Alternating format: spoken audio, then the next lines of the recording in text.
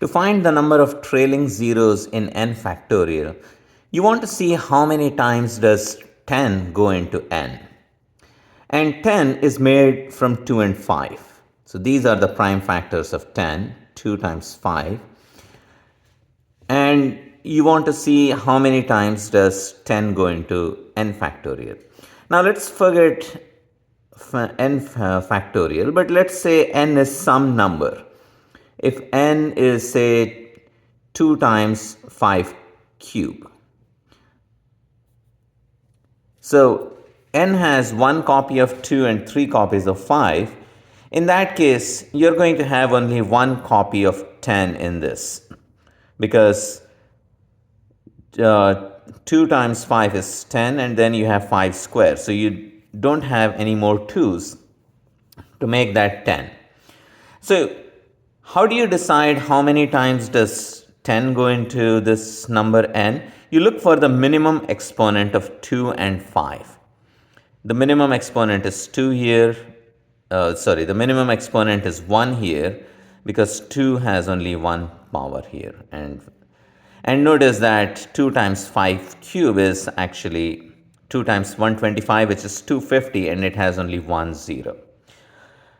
So to find the number of trailing zeros in n factorial has a lot of exponents for 2, because 2 appears every second number. Every even factor will contribute a 2, but 5's appear a little bit more rarely. So that's why the exponent of 5 is going to be less than the exponent of 2. So we just want to know how many times does 5 go into n factorial. Now, let's write down a few factorials.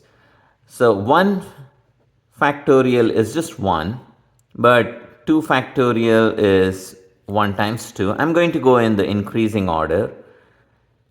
3 factorial is 1 times 2 times 3. So far, I have not seen a 5 appear. So these numbers are not going to have any 0 in the end. And 5 factorial. This is the first time I'm going to see a 5, which means there will be, and there's 1 copy of 5. So this is going to have 1 0 at the end. 5 factorial is 120. Now, same thing happens even after 5 for some time. You will have only 1 copy of 5. So 6 factorial has only 1 copy of 5 until 9 factorial. So let's write this down as, so you're going to see, now when it comes to 10 factorial, you see that there are 2 copies of 5.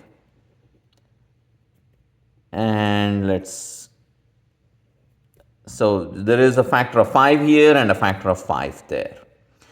So for these numbers, you're going to have only 1 0 in the end. And again, till 14 factorial, you're going to have 2, and so on.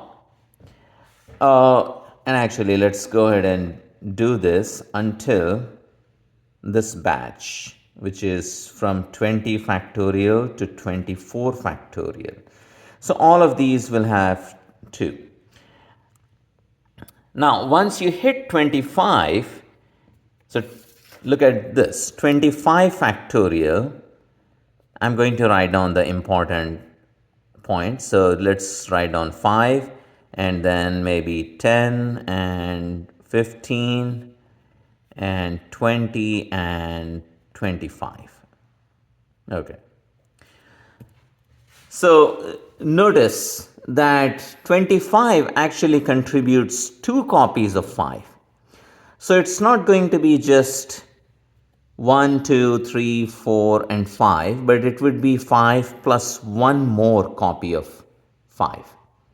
So there will be 6 copies of 5 in here. So 25 factorial would have 6 zeros in the end.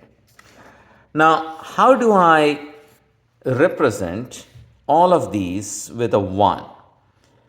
Now, if I divide all of these numbers, 5, 6, 7, 8, 9, by 5, and then just take the integer part or just look for the quotient. So for example, if I took 6 divided by 5, I get 1 with some remainder. Now if I ignore the remainder, what I get is 1. So ignoring the remainder, a fancy way to say that is to take the floor function. So this is what you get when you divide 6 by 5 and then take the floor, you get 1. Now if you consider any of these numbers between 10 and 14, say let's take 13. 13 divided by 5 will be quotient of 2 and some remainder. So this is 2. And that's what you're getting. So really what you're getting is that n divided by 5 floor. Now what happens for 25 factorial though? For 25 factorial, I just can take 25 divided by 5.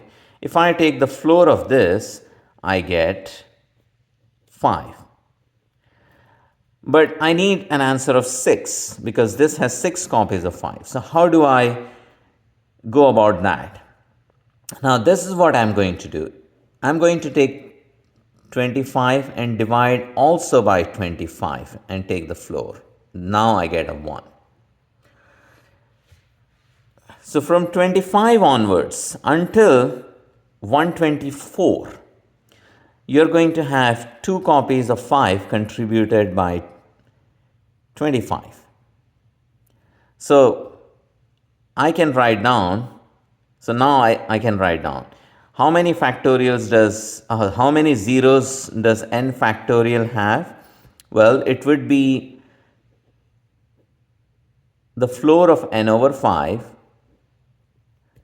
plus, if your number is big, so until 24, this was our answer. What happened after 25 is we had to add the floor of n over 25. And what if the number goes past 125?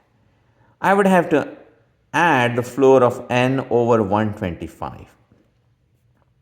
And depending on how big the number is, I have to keep adding more of these terms.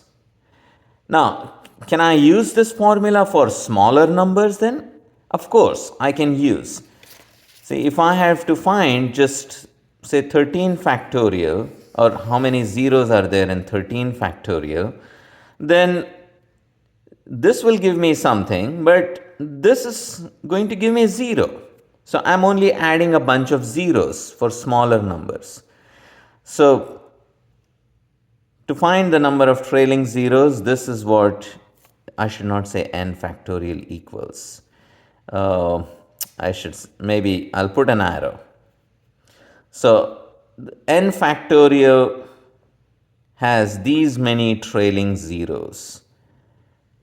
This is going to be the formula. You take the floor of n over 5, then add the floor of n over 5 square, then add the floor of n over 5 cube, and you get this infinite series.